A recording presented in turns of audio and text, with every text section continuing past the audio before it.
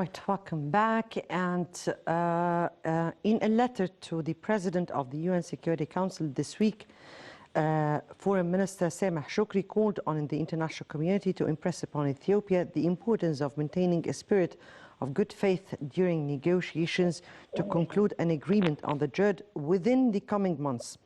Shoukry affirmed the need for Ethiopia to refrain from unilaterally implementing the second phase of the filling this summer before an agreement is concluded. Shoukry warned that the failure to reach an agreement will harm the water interests and security of Egypt and Sudan and increase tensions throughout East Africa and the Horn of Africa. He added that the absence of a legally binding agreement will make Ethiopia, that has demonstrated a lack of political will to act as a responsible stakeholder and co-riparian in control of the survival and livelihood of the Egyptian people. These were parts of the letter sent to the UN Security Council. We have with us over the phone Ambassador Gamal Bayoumi, former Assistant Foreign Minister. Good afternoon to you. Good afternoon. And Your Excellency, here we're speaking about the raising the issue to the UN Security Council, and why this is the second time we are raising the issue to the UN Security Council, right? How far do we need the international community through the UN Security Council to intervene? I think any witness or follower to what Egypt is doing and its diplomacy, we are very patient. And we are playing the role of wait and see. Because I think on the technical level, those who are in good knowledge of what is going on, they know that at the end of the day, the water in Ethiopia is much more than its needs and than anybody else needs. Then comes the problem of the dam. The dam will complicate our life for some time. But they cannot stop the water. They don't have what to do with it. They don't know what to do with it. Ethiopia is not irrigating its land. It's totally dependent on rains. There isn't irrigation system in Ethiopia. The dam is in the north, and of course, the water wouldn't go to the south. So, any wise performance or any wise evaluation of the situation will see that there isn't really a problem. Where is the problem? The problem is political and historical.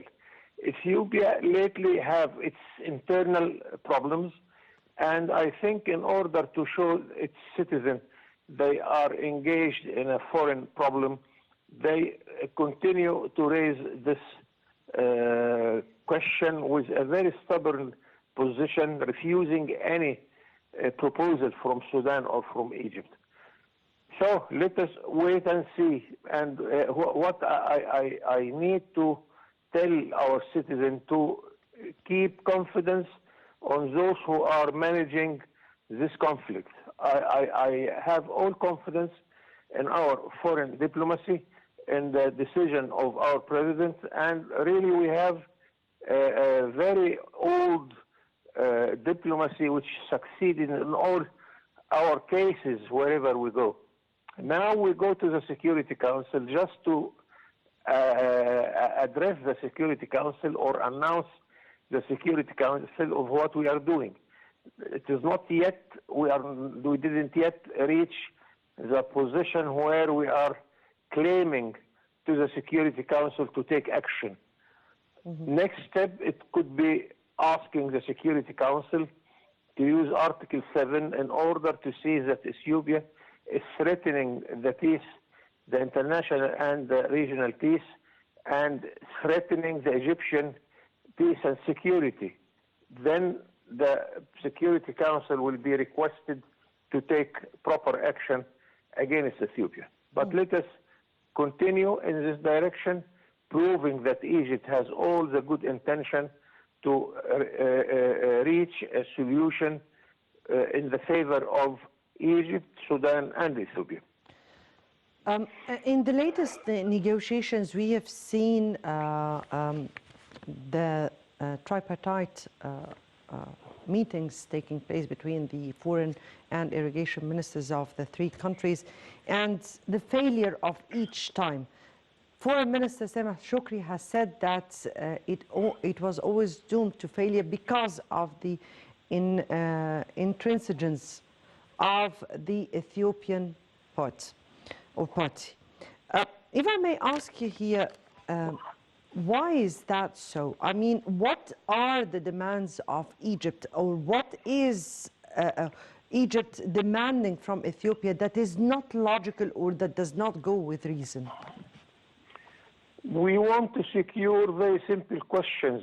First, that the quantity of water Egypt used to get shouldn't be touched at all. Not a single drop of water. We cannot tolerate this situation. Second, that the dam is established to produce electricity. To do that, you have to make the water go from south to north, and this is okay.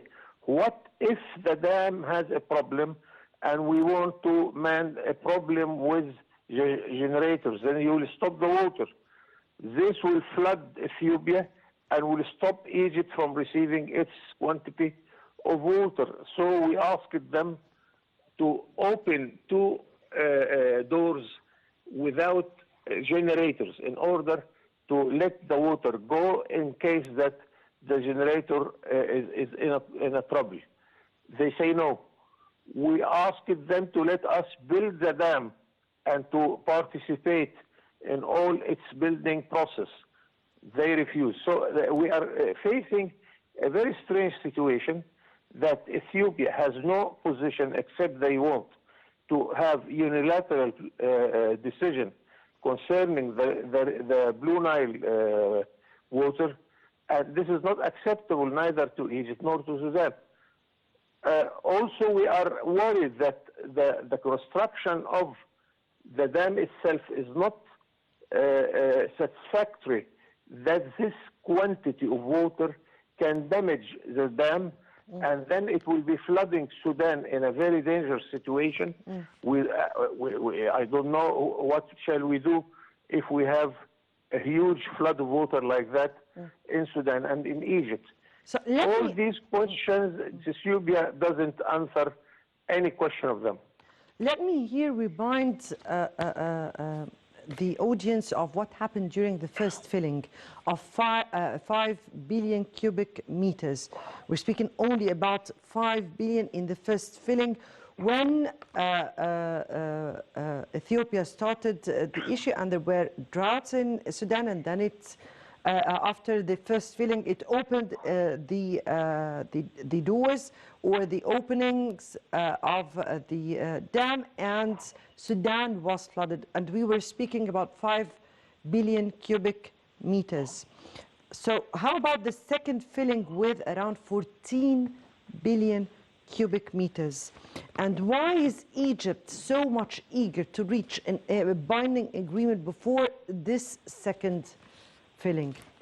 Absolutely, because this second filling with this quantity will affect Egypt and Sudan.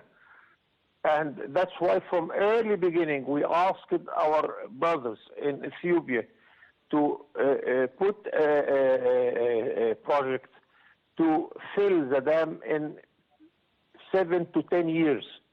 They are in a hurry. And this is not acceptable at all, because this will stop the quantity of water we are used to have.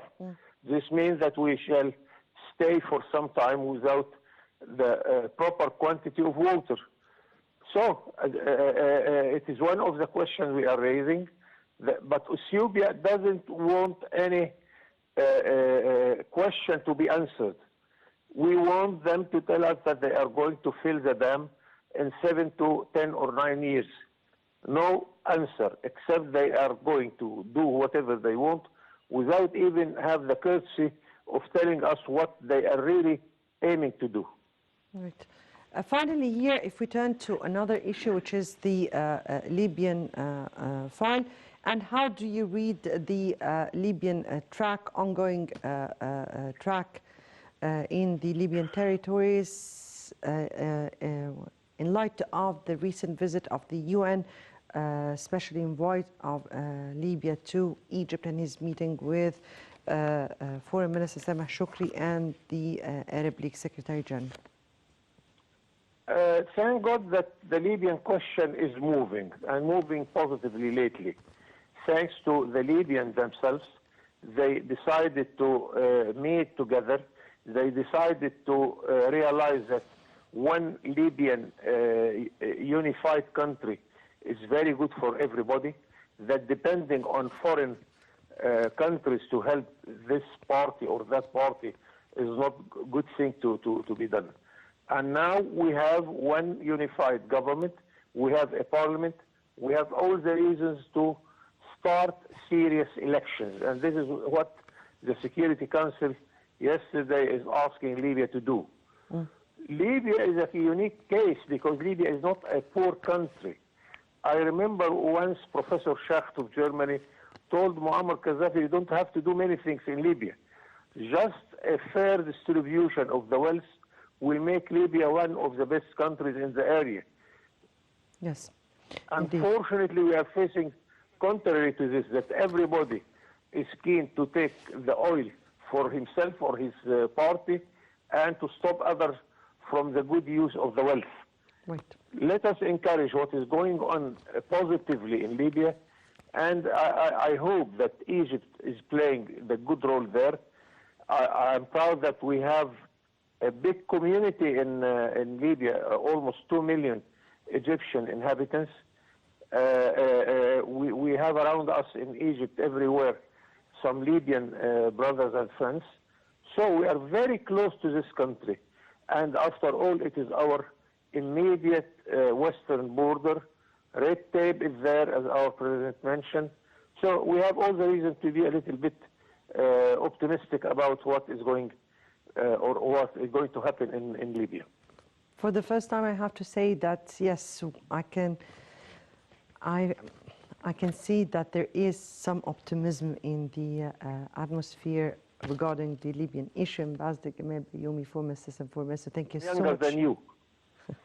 Well, thank you so much for being with us. Okay. Thank you so much.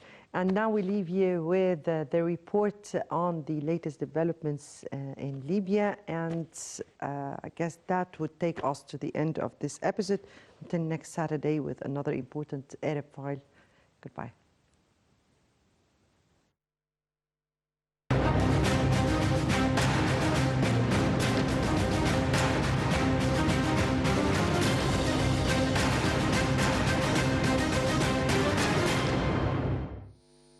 Minister of Foreign Affairs Sameh Shoukry reiterated his country's support in reaching a comprehensive political settlement to the Libyan crisis in a meeting with UN Secretary General's Special Envoy for Libya, Jan Kubis.